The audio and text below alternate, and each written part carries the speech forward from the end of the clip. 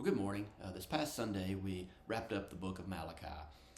And I wanted to kind of go back and focus on one overarching theme I think is very important for this book and one that applies very much to us today. We see there at the beginning the big issue with the people was they wanted to see others punished. They were looking around and were saying, why is justice not prevailing? The wicked seem to be doing better. They seem to be doing bad, and then they're not even punished for it. They're escaping from the wrath of God. And why is God not doing things to punish these people? But God didn't come right out and say, oh, I'm going to get them. You're right, I haven't been paying attention to it. God turned the focus back on the people and said, no, let's focus on your shortcomings. Let's focus on the things that you're doing. Maybe this is why you're not understanding the blessings that are in your place, because you're not acting and doing right. And so that's when he begins to come back and talk about the fact that they're not offering the right types of sacrifices. Your priests aren't leading you in the right way. You need to return to me.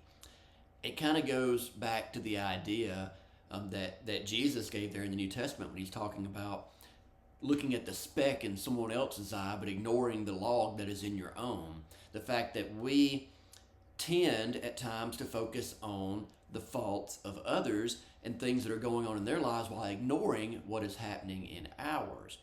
And so God kind of takes that and turns it back around on them. Well, there at the end of the book, he does mention that yes, there is a day of judgment coming. There will be a time where the righteous and the unrighteous are separated.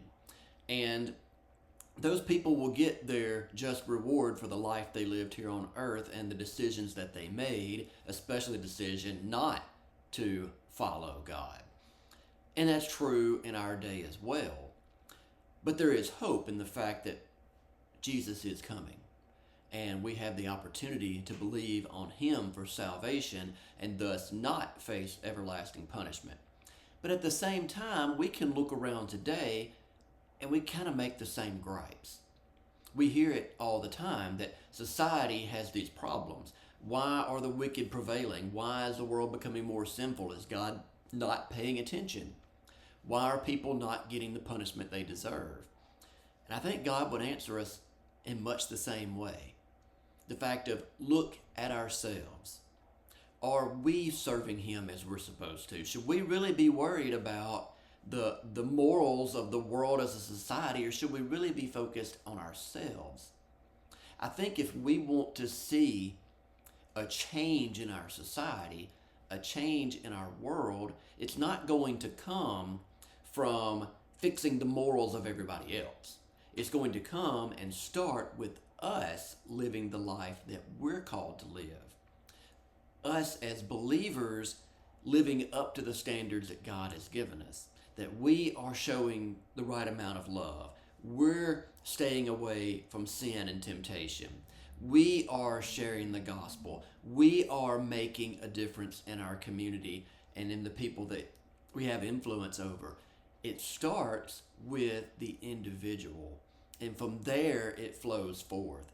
To sit back and just complain about this store selling this thing or this movie having this in it doesn't really move the needle.